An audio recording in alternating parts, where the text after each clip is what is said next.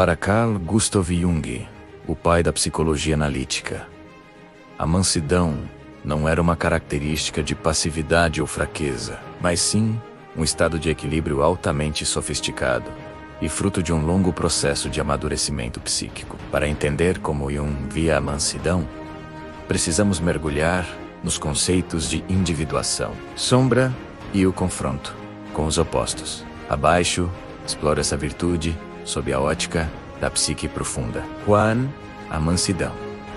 Como fruto da integração da sombra, diferente da definição popular, que muitas vezes confunde mansidão com timidez ou falta de vigor. Jung havia como a domesticação da força. Para ele, um indivíduo que é manso apenas por incapacidade de ser agressivo não é verdadeiramente manso. Ele é apenas inofensivo. A verdadeira mansidão nasce quando uma pessoa reconhece sua própria capacidade para o mal, para a violência e para o caos, o que Jung chamava de sombra menos, e decide, conscientemente, não agir através desses impulsos. Ninguém se torna iluminado imaginando figuras de luz, mas sim tornando a escuridão consciente. Quando integramos a sombra, deixamos de projetar nossa raiva nos outros. O resultado dessa integração é uma serenidade profunda. A pessoa mansa, na visão junguiana, é aquela que carrega uma espada,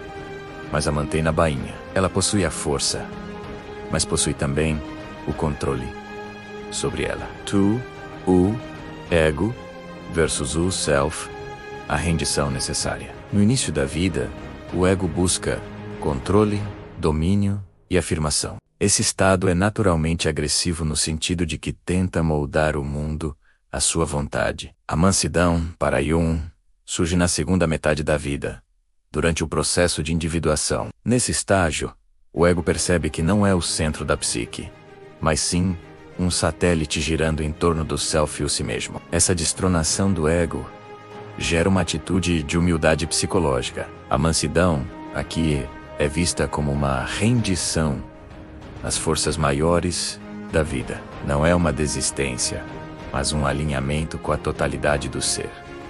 3. A dinâmica dos opostos. Enantiodromia. Jung utilizava o termo grego enantiodromia para descrever como tudo, com o tempo, tende a se transformar em seu oposto. Alguém que vive apenas pela força bruta acabará colapsando na própria fraqueza. A mansidão é o ponto de equilíbrio uter term non dater, ou o terceiro mediador entre dois extremos. 1.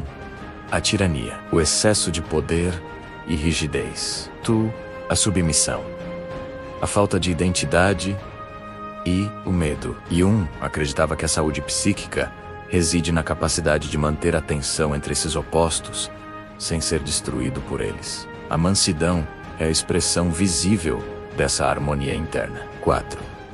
O arquétipo do velho sábio e a calma histórica. A mansidão é frequentemente associada ao arquétipo do velho sábio. Este personagem arquetípico, que aparece em sonhos e mitologias, raramente usa de força física ou gritos para se fazer entender. Sua autoridade emana de uma compreensão profunda das leis da natureza e da alma humana. Ao observar como Jung se comportava em suas consultas e escritos, percebemos que ele via a mansidão como uma ferramenta terapêutica. Para que o inconsciente do paciente se revele, o analista deve criar um ambiente de acolhimento não julgador. A mansidão é, portanto, a vasija, o temenos, onde a transformação pode ocorrer. 5.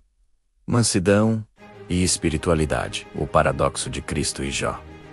Jung escreveu extensivamente sobre a imagem de Deus e figuras religiosas. Em sua obra, Resposta a Jó, ele analisa a transformação da consciência divina. Para Jung, a mansidão é uma virtude divina, no sentido de que ela permite que a consciência suporte a injustiça sem se tornar ela mesma injusta. Ele via em figuras como Cristo um exemplo de mansidão que não era passiva, mas provocadora. Ser manso, no sentido junguiano, é ter a coragem de permanecer em silêncio quando o mundo exige reação, ou falar a verdade com suavidade, quando o mundo exige violência. Tabela: mansidão falsa versus mansidão junguiana. Característica: mansidão falsa, inofensividade. Mansidão junguiana, individuação, origem, medo do conflito ou repressão. Integração da sombra e força consciente. Poder, ausência de poder. Poder sob controle sublimado. Ego frágil ou bonzinho. Ego submetido à orientação do self. Impacto gera ressentimento interno. Gera paz e influência silenciosa. 6. A prática da mansidão no cotidiano. Para Jung, como poderíamos cultivar essa mansidão hoje? Juan: autoobservação. Reconhecer quando o monstro interno quer reagir e observar essa emoção sem se identificar com ela. Tu: aceitação do destino, amor fati. Aceitar que não controlamos tudo traz uma mansidão natural diante das adversidades. 3. Diálogo com o inconsciente. Através dos sonhos, percebemos que nossas lutas externas são reflexos de conflitos internos.